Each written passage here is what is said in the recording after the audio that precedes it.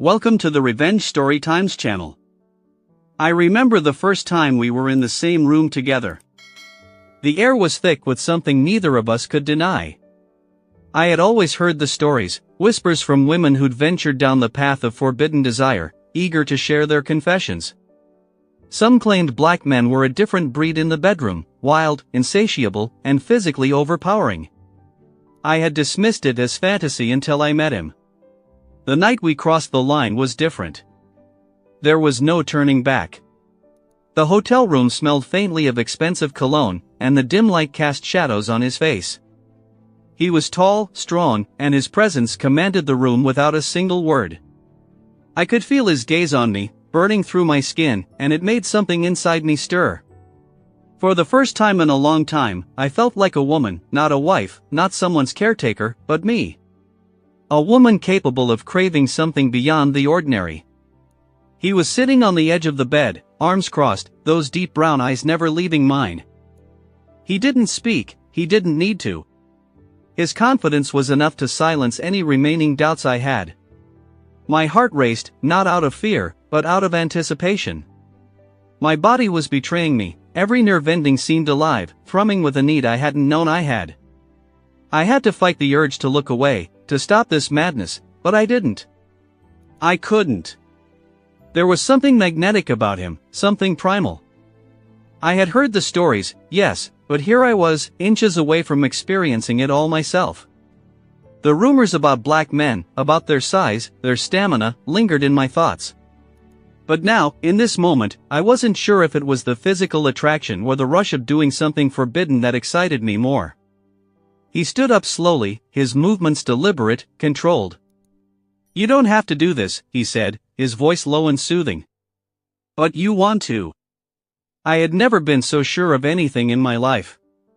I nodded, barely able to keep my breath steady, my pulse racing. "Tell me you want me," he whispered, his voice like velvet, rich and commanding. The way he spoke made my knees weaken, my mouth went dry.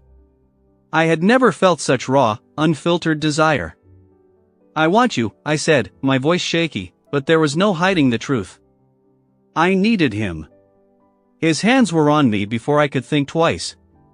The touch of his skin sent a shock through my body, igniting every inch of me. He was everything they'd said and more.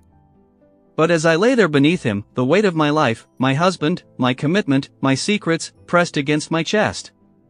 Before I could think, his lips found mine, and all those guilts disappeared into a whirlwind of passion.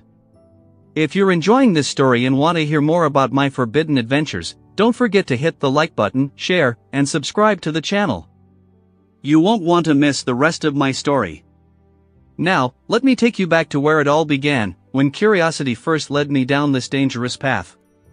I never planned for this to happen. I never thought I'd be the kind of woman who would risk everything for a taste of something forbidden. But that was before. Before the whispers started, before I met him, before the idea of a man who could make me feel more alive than I had in years even crossed my mind. My marriage wasn't bad, it was comfortable, predictable. I loved my husband, or at least I thought I did. We were two people who had built a life together, shared meals, shared memories, shared a bed that, over the years, had become more about routine than passion. Sure, we still had sex, but it was always the same. His touch had become familiar, almost mechanical.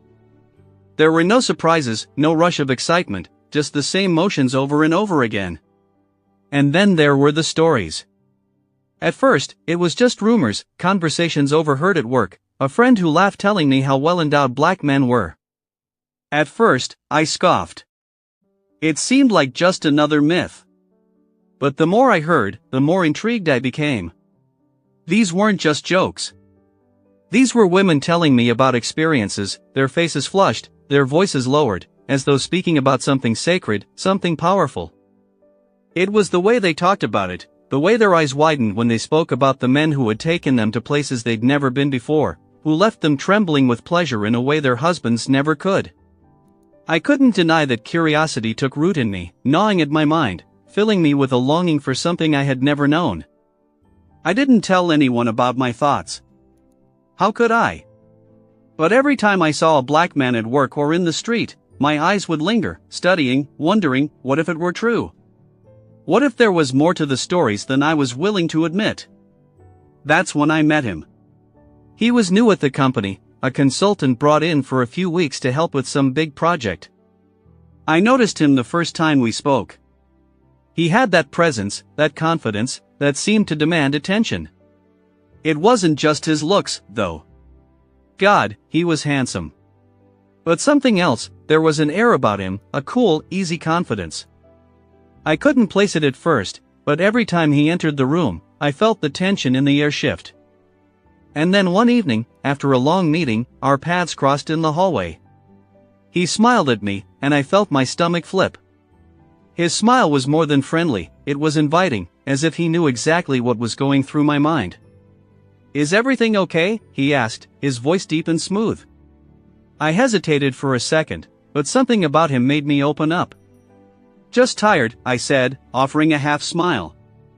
"It's been a long day." He nodded, then leaned in closer. His scent overpowered me, woody, musky, something intoxicating. "I know just the thing for that." Before I could respond, he gave me a look, one that was so suggestive, so loaded with intention, that it was impossible to ignore. My heart raced. I knew exactly what he meant, and I was already drawn to him. "How about we grab a drink? I know a place nearby. I promise it'll help you unwind."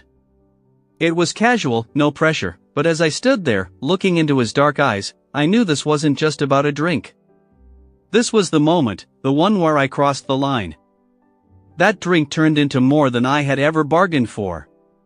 A simple invitation, a casual "let's unwind," and suddenly everything I thought I knew about myself, about desire, was on the verge of shattering. The bar was dimly lit, the kind of place where the music was low but the atmosphere hummed with something heavier, a kind of tension you could almost taste in the air. The bartender knew him by name, which surprised me. He was a regular here. I soon realized he was the kind of man who didn't need to announce his presence, he just was. And I couldn't seem to stop looking at him, even as I tried to maintain a semblance of composure. He sat across from me, leaning back in his chair, a bottle of whiskey between us. His fingers played with the rim of his glass, and every now and then, his eyes would lock with mine, sending a jolt of heat straight to my core. It was like he knew exactly what he was doing, like every glance, every small movement, was designed to lure me in even further. I tried to keep the conversation light, but it was hard to focus when every word out of his mouth seemed to hit me in a way no conversation ever had before. There was an ease about him, a confidence that was both comforting and unnerving. He didn't have to impress me, he was just himself, and that was enough. "So tell me," he said, his voice smooth like honey, "what's a woman like you doing at a place like this?" I laughed a little, nervous, unsure of how to answer. "Just needed to get out for a bit. Life's been, well, predictable." "Predictable, huh?" He raised an eyebrow. "I can imagine that gets old." I nodded, feeling my body tense as he leaned in slightly, the space between us closing. "It's more than that," I admitted, surprising myself with how easily the words came. "I guess, I'm looking for something different." His gaze deepened, no longer just playful but knowing, as if he understood exactly what I meant. "Something more exciting?" he asked, his voice barely above a whisper. I swallowed, my pulse quickening. Was he talking about what I thought he was talking about? My mind screamed at me to be careful, to pull back, but my body, was already answering him, urging me forward. "You could say that," I replied, my voice barely audible. My breath felt shallow, each second stretching out, filled with tension I wasn't sure how to manage. He smiled then, and it was slow, deliberate. "I think I can help with that," he said, his words hanging in the air like a promise. And just like that, my mind screamed in protest, but my body was already moving, reaching for him, pulled by an invisible force I didn't understand. He stood up almost casually, as if this were the most natural thing in the world. Without a word, he slid his hand into mine and led me out of the bar. The drive to his place was quick. The streets of the city flashed by in a blur of streetlights and neon signs. I should have been thinking about my husband, about the life I'd built with him, but I wasn't. All I could think about was him, his touch, his voice, the way he made me feel like a woman who was alive with possibilities. As we entered his apartment, the lights were low, and the silence was heavy with expectation. He didn't waste time. His lips were on mine almost instantly, and all that was left in my mind was the undeniable truth of what was about to happen. There was no going back now. His hands were everywhere at once, on my shoulders, my waist, my back, and each touch sent a jolt of pleasure through my body. He kissed me deeply, passionately, his tongue exploring my mouth in a way that made my knees weaken. The heat between us grew quickly, and soon, I could feel the outline of his body pressing against me. My breath hitched as I felt the hardness of him, and all the rumors, all the stories I'd heard, came rushing back into my mind. It was true, everything I had heard was true. But it wasn't just his physicality that was intoxicating. It was the way he made me feel, desired, needed, more than I had ever felt in years. Every touch, every kiss, was an invitation to lose myself in a way I hadn't dared to before. He didn't speak much. There was no need to. His hands did all the talking, taking control in a way that felt thrilling, almost dangerous. It was exactly what I had been missing, what I hadn't even known I was craving. His hands were firm and confident, his lips hot against my skin, leaving a trail of fire wherever they touched. I lost track of time. I wasn't a wife anymore, a mother, a dutiful woman. I was just a woman who wanted, no, needed, this man in a way I couldn't explain. Every kiss, every touch, felt like a revelation. I could feel his power, his dominance, in every inch of his body, and it was unlike anything I had ever experienced. I wanted him. I needed him. And as his hand slid beneath my clothes, as he gently lifted me and pressed me against the wall, I knew that there was no turning back. We were about to make this real, about to make this thing between us undeniable. If you're enjoying the story and want to find out what happens next, don't forget to like, share, and subscribe. There's so much more to come. Trust me, you won't want to miss it. Stay tuned as I continue my journey into the depths of temptation. There was a moment in the quiet aftermath when I should have felt shame. I should have felt guilty, like the world was closing in on me. But all I felt was alive, and that was terrifying. Terrifying because, in that moment, I realized how far I had gone, how far I was willing to go. I lay beside him, our bodies tangled in the sheets, the soft hum of the city below drifting through the open window. His arm was draped lazily across my waist, and I could feel the heat of his body against mine. I should have pulled away. I should have been thinking about my husband, the man I had made vows with, the man I had promised to stay loyal to, but I wasn't. My mind was filled with only him. The man who had made me feel things I didn't even know I was capable of feeling. He turned to face me, his lips curling into that knowing smile. "How are you feeling?" he asked, his voice deep and teasing, almost as if he were daring me to admit something. I looked into his eyes, unable to lie. "Good," I whispered, my voice barely audible. "Better than I've felt in years." He grinned, and there was a spark in his eyes, a spark of victory, or perhaps satisfaction. He knew exactly what he had awakened inside me, the pleasure, the hunger, the need that had been buried for so long under layers of routine and responsibility. His hand found my thigh, his fingers tracing soft circles on my skin. "I told you," he murmured, his voice a low growl. "I think I can give you exactly what you're looking for." And he did, again and again. Each time was different, wild, intense, explosive. It wasn't just sex, it was an experience. A complete escape from everything I thought I knew about intimacy.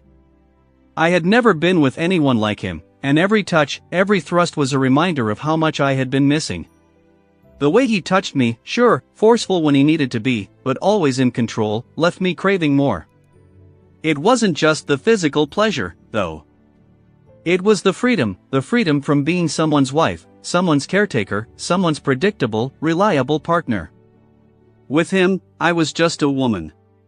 No expectations, no responsibilities, just pure, unfiltered desire.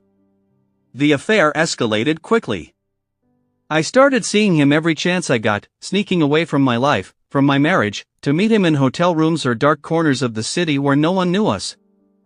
I knew it was wrong, But the excitement of it, the thrill of the secret, made it feel right in ways I couldn't explain. Each time we met, I felt a little less like the woman I was before, and a little more like the woman I was becoming. He wasn't the kind of man who demanded anything from me, not emotionally, at least. He was patient, steady, always in control. And that's exactly what I craved. But I couldn't help but wonder, what did he want in the long run? Was this just a game for him, or was I something more than just a passing affair? I didn't know, and at first, I didn't care. All I cared about was the feeling he gave me, the way he made me forget everything else. But as the weeks went on, things began to shift. My husband noticed. He wasn't stupid. He wasn't blind. There was something in the air, something that had changed. "Where are you going tonight?" he asked me one evening, his voice low, almost too casual. "You've been working late a lot lately." I felt my heart beat faster in my chest. He had never questioned me before, not like this. "Just a late meeting with the team," I replied, trying to sound convincing. But the tension was already thick between us. He gave me a long look, then nodded, turning away. But I knew he didn't believe me. I could feel it in the silence that followed. For the first time, I questioned whether I was risking too much. If my husband could sense it, then how long could I keep this up? The rush of doing something forbidden, the thrill of keeping it all hidden, became its own addiction. It wasn't just the physical pleasure anymore. It was the secrecy of it all that made my pulse race. Each stolen moment felt like I was living two lives, each one more intoxicating than the last. I began to crave the risk. The fact that my husband had begun to sense something was off only made it more exhilarating. It was as if I was living on the edge, balancing between the life I'd known and the one I was desperately trying to escape. Every meeting with him felt like an adventure, a game of cat and mouse. He was the perfect lover, the kind of man who didn't need to say much. His body did all the talking, and his confidence made me forget everything but the heat between us. We met in places where no one would recognize us, dark corners of bars, discreet hotel rooms, quiet parks after dark. Every encounter felt like it could be our last, but that only heightened the intensity. I didn't just want him, I needed him, the way his hands caressed my body, the way he made me feel so desired, so powerful. It was something I had never experienced with my husband. He would pull me into a tight embrace, his breath hot against my ear, his lips trailing kisses down my neck. And for those fleeting moments, everything else faded away. I wasn't someone's wife. I wasn't anyone's mother. I was just a woman. His woman.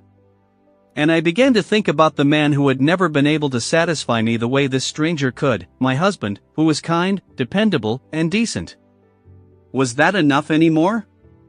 The line between right and wrong blurred in a way I couldn't ignore. The affair didn't just awaken lust inside me. It unlocked a part of me I had forgotten, or perhaps never knew existed. The wildness, the freedom, the absolute power of being desired like this. One night, after a particularly intense meeting in a secluded hotel room, I lay in his arms, my heart still racing from the pleasure he had given me. He was different from the men I had known before, not just physically, but emotionally. He didn't try to smooth over anything with fake tenderness. He wasn't playing a role. He was just real, and I couldn't get enough of him. "You like that, don't you?" he asked, his voice low and rich, like a promise that would never be broken. I nodded, breathless. "I do." He smiled, his lips brushing against my forehead. "You don't need to pretend with me. I can tell you want this. Want me." And he was right. I did. More than I had ever wanted anything in my life. But as I lay there, in the dim light, a nagging thought tugged at me, one I couldn't quite shake off. I was playing with fire, and sooner or later, the truth would catch up with me. The truth was, I had started lying, not just to my husband, but to myself. Every time I slipped away to meet him, I convinced myself it was just for a moment, just a release from the monotony of my life. But as time passed, the lies grew more elaborate, more convincing. I wasn't just sneaking around for sex anymore. I was lying about my feelings. I was lying about what I wanted from this. Each lie created a deeper sense of urgency. My heart raced when I was with him, and the tension between the two of us was undeniable. He began to ask questions I didn't have answers to, not just about what I wanted physically, but about what I wanted in life, about what I was looking for, and how long I intended to keep this up. "What are you going to do when this ends?" he asked one night, as I lay beside him, my body still humming from the latest wave of pleasure he had given me. I stared at the ceiling, unsure of how to answer. "I don't know," I admitted. "I haven't thought that far ahead." His eyes never left me. "You're running from something, aren't you?" I didn't want to admit it, but I knew he was right. I was running from a life that no longer made me feel alive. Running from a marriage that had settled into a comfortable routine, one that left me wanting more. And when I was with him, I felt like I was finally living again. The weight of being a wife, a mother, a dutiful partner, none of that mattered when I was with him. I didn't want to talk about that, not yet. "I don't know," I repeated, my voice softer this time. "I just want to be here with you." His expression softened, and for the briefest moment, there was tenderness in his eyes. But then it disappeared, replaced by the familiar intensity that I had come to crave. "Maybe that's enough for now," he said, and he kissed me again, pulling me back into the tangled sheets. But even as I lost myself in him, in us, a part of me couldn't help but wonder, how much longer could I keep this secret? How much longer would the lies hold up before everything unraveled? One evening, I returned home late after another heated encounter with him. My heart was still racing, my body still tingling with memories of what had just happened.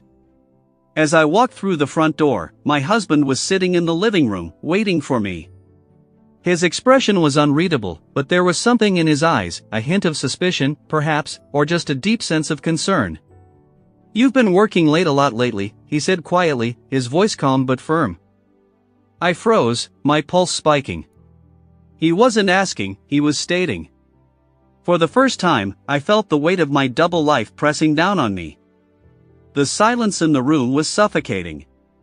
My husband sat there, his eyes locked on mine, waiting for an answer to a question I knew he wasn't asking aloud. He didn't need to, the tension in the air spoke volumes. The lies had caught up with me, and now the weight of them was crushing me from all sides. "You've been working late," he said again, his voice calm but heavy with something else, something I couldn't quite place. "But it's not just that, is it? You're different." I stood frozen in the doorway, my keys still in my hand, the realization slowly creeping in. He knew. He had known something was wrong for weeks, maybe longer. The late nights, the distracted look in my eyes when I came home, the way I no longer seemed to care about the small things we used to share. He had been watching, waiting, hoping it wasn't true. But now, the truth was unmistakable. My mind raced. How could I possibly explain this? How could I tell him what I had done, the affair that had consumed me, the hunger I had fed, and the secrets I had buried? The man I had sworn to love and cherish didn't deserve this, but the woman standing in front of him, torn between guilt and desire, was someone else entirely. "I'm sorry," I whispered, my voice barely audible. He stood up slowly, his eyes never leaving mine. "Sorry," he repeated, as though the word didn't even fit the gravity of the situation. "Sorry for what?" "For what you've been doing behind my back." I flinched at the accusation, but I couldn't deny it. He was right. I had betrayed him. I had crossed a line I didn't even realize was there until it was too late. "I don't know what to say," I said, my throat tightening. "I didn't mean for it to happen. It just did." He took a step toward me, his face a mask of pain and confusion. "You didn't mean for it to happen?" His voice shook, though he tried to keep it steady. "And what about me? What about us?" I opened my mouth to answer, but the words wouldn't come. How could I explain what I had felt? How could I tell him that I had been chasing something, a wild, forbidden thrill, that had left me empty when it was over, even though I had craved it so deeply? "Is it him?" he asked, his voice breaking. "Is it the guy you've been seeing?" I couldn't lie. I couldn't deny it any longer. I nodded, my chest tightening with the weight of it. Do you love him? His voice was quiet, but the question stung more than anything else he had said. I don't know, I replied, my eyes welling up. I don't know what I feel anymore. I just know that I need something different. Something more than what we have. He shook his head, stepping back. So what now? What happens to us? The question hung in the air, unanswered, as I realized the gravity of what I had done. The life we had built, the years together, the vows we had taken, it all felt like it was slipping through my fingers. Could I walk away from my husband, the father of my children, the man I had promised to love, for better or worse? Could I throw it all away for an affair that was based on nothing but lust and the thrill of secrecy? But the truth was, I had already made my choice. The affair with him had opened something inside me I didn't know existed, something I wasn't ready to close. I could never go back to being just the wife, the mother, the dutiful woman who followed the rules. The hunger, the desire, those things had become a part of me, and once I had tasted them, I couldn't erase them from my soul. I don't know what comes next, I whispered, my voice cracking under the weight of the moment. I don't know if we can fix this. He stared at me, his face a mixture of pain and disbelief. So that's it, he asked, the words bitter in his mouth. You're just going to walk away after everything we've been through? I could feel the walls closing in on me. My heart ached for him, how could it not? But at the same time, I knew that staying in this marriage, living a lie, would destroy both of us. The affair had shown me a side of myself I didn't know existed, a side that was hungry for more than just the routine of a comfortable life. I'm not walking away from you, but I don't know how to fix what's broken, I said, my voice small. I think we need space. I think I need time to figure this out. His eyes softened, though the hurt was still there. Time? What's that going to change? You've already made your decision, haven't you? I didn't answer because he was right. I had already made my decision, and no matter how much it hurt, no matter how much I loved him in my own way, I couldn't undo what had been done. I couldn't go back to the woman I had been before. The truth was, the woman who had stepped out of this marriage had discovered a hunger she couldn't ignore. He walked past me, his shoulders slumped, and I felt the heavy silence of the house settle around me. He didn't yell. He didn't try to stop me. He simply walked away, probably to give himself the space he needed to process what had just shattered our life.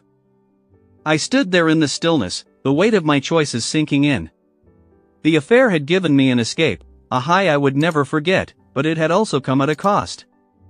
And I wasn't sure if I was ready for the consequences.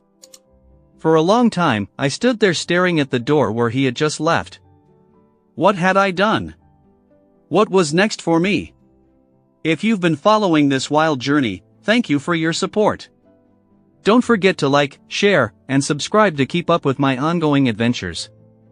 The road ahead is uncertain, and who knows where it will take me, but one thing's for sure, this story isn't over yet. Thank you for listening. Until the end, see you in the next episode of Revenge Story Times. Take care of yourself and your loved ones. Goodbye.